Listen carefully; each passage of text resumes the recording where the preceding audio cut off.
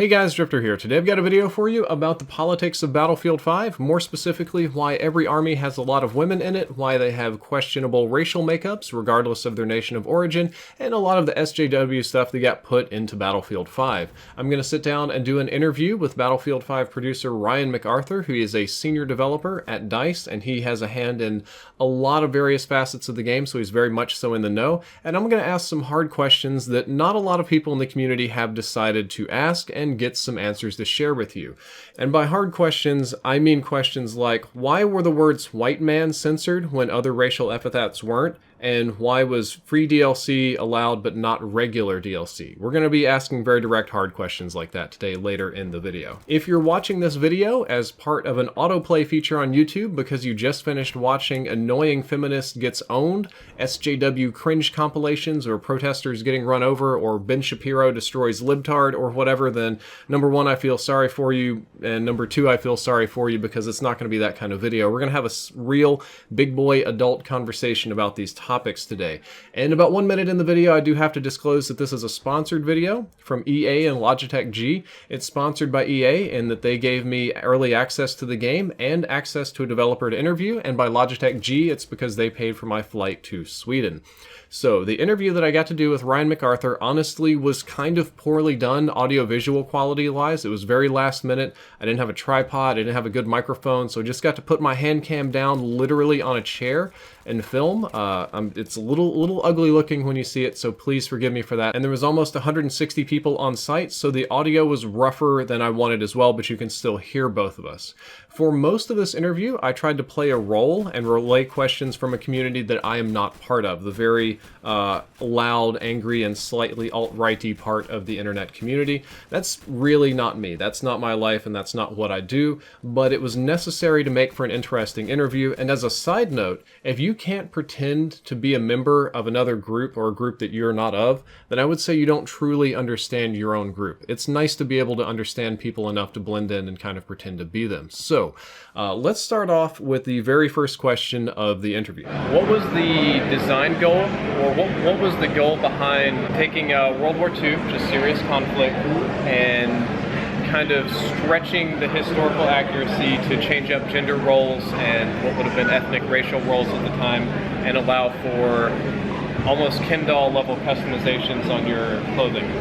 So I mean, one thing when you look at it from a design goal would be a Battlefield in general, and the principle of DICE is that our goal is to make games believable. I mean, we want them to be believable. They're not simulation games. They're supposed to be fun. They're supposed to be entertaining. They're supposed to immerse you in a world.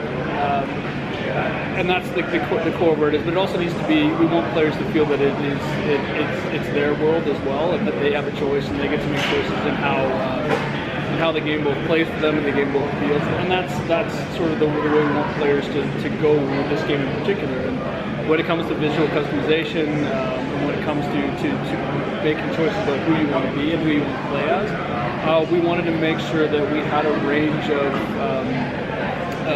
a range of choices that account for all different types of players. Because I think that's where I think what you see with players today, that's what they want. That's what a lot of players expect in terms of allowing you to be the choices that I want to play with. And so we tried to really account for all of those opportunities. Okay, so it's more of a player inclusivity goal. Yeah. For wherever you are in the world, whatever you look like, or whatever you want to look like, more accurately, you can just mix and match and make your own squad. The big takeaway from this is that a lot of the decisions to allow multiracial armies and women and some things that obviously didn't happen in World War II was done for player inclusivity. Now, inclusivity is considered a progressive value, and a lot of you would most likely consider this to be a progressive political statement, which depending on your alignment, you would either love or hate. However, in the real world, and by real world I mean the adult world where people have to make money and pay bills, inclusivity makes money. The corporate world has known for a very, very long time that inclusivity makes money. That's one of the reasons for pushing and diverse hires. That's one of the reasons for diversity in marketing. That's one of the reasons you see diversity in games and movies and everything now, is because the more inclusive you make something, the more money it is likely to make, because more groups, racial, ethnic, gender, orientation, whatever, will participate in that thing and spend more of their money on that thing. So to me, this isn't particularly surprising, and I don't think it's a particularly political decision that DICE made to do the thing that causes the most people to play the game and makes them the most money.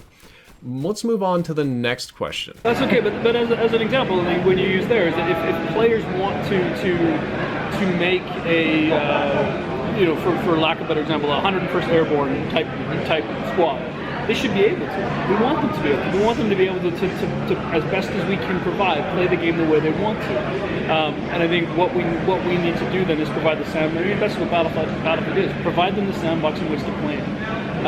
And there's people have different expectations and they will build different sandboxes. That's inherently what is at the core of Battlefield, is that sandbox behavior, and with the visual customization we need to make sure that fits within the sandbox as well. That's interesting, because I think a lot of Battlefield fans, Battlefield I would still put in the casual shooter category of gaming, because it's not ARMA and it's not a true like mil-sim kind of game. But Battlefield fans are probably the most hardcore of the casual gaming lot, so a good number of them do have expectations for historical accuracy or certain bits of realism, even though you as a developer have, to the best of my knowledge, never really promised that. Is there what's the right word? Is there a design goal in mind to appease that core player? Also tends to be a loud group, or are they an ignorable group? Well, I don't think anybody should be an ignorable group. I think people who play our game, we want to listen to we always want to listen to everybody. I think we can always learn from everybody who plays the game. And I think our goal as developers is to try and understand what people's desire for, and continue to deliver a good experience that fits the product as a whole. I found the answer to this one to be slightly misleading, because it is true that you can build a very historically accurate squad, because they have a fantastic attention to detail at DICE and they put in a lot of nice choices.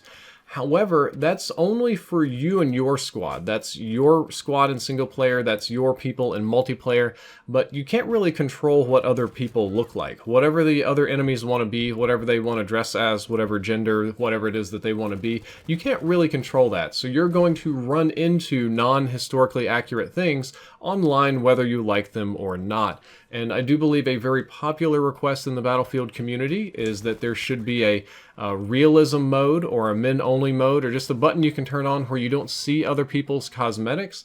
And while that would appease probably a smaller portion of the community, the negative effect that it would have is that it would give players less of an incentive to grind for items, knowing that they couldn't show them off. That's one of the cool things about having a game with customization, is you want people to know that you killed them with a gold gun while wearing a unicorn hat or whatever thing you just happen to be wearing. And if you know that most people can't see your customization, that's just not very fun. Similarly, if seeing a woman in a video game is so offensive to you that you don't play the video game, isn't that really your problem and not the game's problem? Video games are, in a sense, art. There's some kind of expression, there's some kind of movie and story. The interactive nature of them, and thus the inclusivity nature, forces them to cater to players' specific needs more than any other art form. That's why you have such a huge variety of choices in games. And thus, players kind of expect experiences to be directly catered to their needs and wants. And if you don't want to see women in World War II, you don't have to play this game. And for me, I would say that's not a problem. I don't get offended by seeing women in my video games, even if they're ridiculously inaccurate, because I don't play video games for accuracy. I'm not playing mil-sims like ARMA. However, just the fact that I'm making the video and addressing a lot of these questions and having this discussion about women in video games says a lot for other people's opinions on the subject. As you would see very clearly in the comments below, a lot of people disagree with me. Let's move along to the next question, which is one of the hardest ones. What would you say to people that have found it offensive that you have changed up the diversity roles of historical units, as I have heard it described in many places as blatantly insulting to white people in their sacrifice, and men in general? Well, I think what I would say, for me, is that we take, we care very deeply about making games at DICE. we try and approach the subject matter that we have chosen in this bigger game in World War II in a very respectful way. You see that with the war stories, with the war stories that we've created, and I hope players really enjoy those and really like the tone that those set in terms of how we treat the subject matter we're dealing with. And I mean, I hope that they understand that we're trying to create a believable experience, a good game, but something that's inclusive for the world that we live in today. So that the players who play games today in 2018 have something that kind of fits with the world they live in today, while it gives them a sense of the history that was World War II as well. Okay. So you would say that for people that want more historical accuracy and that sort of thing, that playing the war stories would be the way to go, and multiplayer is a more representative fun mode. Well, I think I don't want to. If somebody wants to build a historically accurate company, I hope we've given them enough stuff in there to build those things. Yes. But again, for somebody who wants to build a company with a cool looking jacket with a Union flag on it, they find that entertaining, and I hope we created a game in which both those worlds can coexist and have a good time to play together. I think this is a fair answer and a fair choice for a World War II game. If you want something that is historically accurate, that is really real and has gravitas, then you can play the war stories, which is kind of like the campaign. You can get that historical feel, you can get that gravitas, and you can talk about sacrifice and historical accuracy. However, multiplayer is just never going to have that, because that's the nature of multiplayer. Just isn't about accuracy or about story. It's about screwing around with your friends, which is why they allow more customization. Similarly, the story of World War II has been told over and over and over, and filmed and logged and pictures and categorized and museumed, and then filmed in real life and then refilmed and touched up and retold. There are thousands of pieces of media where the bad guys are just clearly Nazis under a different name. They inspired villains for years. So the story of World War II is one that we're very familiar with. So it's also a story that, in general, audiences are a little bit bored with. They're a little bit tired of seeing it over and over again, which is why you see so many modern films doing an alternative World War II. When I think about the World War II films that I've seen recently, I think about the medic that saved 80 people even though he was a pacifist. I think about the people stealing art from the Germans. I think about the not even remotely accurate Inglourious Bastards, and now Overlord is out, which is essentially Nazi Zombies, the movie. They're doing alternative World War IIs that are more fun, kind of like how we do alternative Civil War, alternative Vietnam, alternative Cold War this, alternative World War I that. It's so far removed from most people because time has generally passed enough to where most of the people that served have unfortunately passed, and the actions and gravitas of World War II does not directly press on the hearts of the civilian populations in most countries, so it's not offensive to them, and they don't care if it's not accurate or not. It's just a backdrop for an interesting story. The next question I had for Ryan was almost a story in and of itself. In the beta, the most controversial thing that happened, why were there really curious censored words such as white man was censored, yet lots of other epithets for other races were not? And also you could type in the word DLC a lot of ways that was censored except for free DLC. Interesting. Yeah, no, I think one thing that is the beta, it is a beta, right? And I think in making games, they're going to run into problems where we sometimes, there are bugs. And I think one of the things we want to do when it comes to things like chat or any interaction in the game is we make it a place where we're cognizant of everybody who plays the game. We don't want to create a toxic environment. And so what we've done is, there is a profanity filter in the game that gets updated and managed on an ongoing, consistent basis to find the right balance between the things that people should be able to say and the things that we want to not have people say to one another. So I think in that sense, I think there's obviously some areas for improvement, and the team's working hard to make those things work. And so hopefully the good thing is running a live service is that we can take that feedback, which we have from the beta, and fix it. And so hopefully, people find things that they find a chat filter that works properly, and if they have issues with it, then they flag them and we fix them again. Okay, that's an interesting and good answer in the general sense, but in the specific sense, why did the chat filter only try to allow you to talk about free DLC while suppressing all other DLC? Because a lot of fans saw that as almost thought policing. Yeah, and I can't answer the question of why the word DLC would have been filtered. Okay. I don't think, I can't actually answer that one. So I guess it'd be the Not same. because I don't. And it'd be the same answer for why white men or white men were edited, whereas most other things were not. Yeah, I mean, I think in general, I think with lots of things in the beta, there were some bugs that we found that were a bit just things that needed to be fixed. Okay. Because a lot of fans saw that as thought policing, as EA trying to prevent negative DLC discussions in the game chat, and they also saw it as a little bit of not quite censorship, but a more in line with the game, which is what this whole curious interview has been about men and women and racial stuff, that the only thing that was really edited was white men, and that even in-game your interactions were directed along a progressive political tone. And I don't think, speaking for the team in the studio, and I think, as I said, there is a strong belief in the team in being inclusive and trying to make the game as fun and as safe an environment to play as possible. This was, in my opinion, the weakest part of the interview. It's a very clear question dodge. It's just something that he doesn't want to talk about.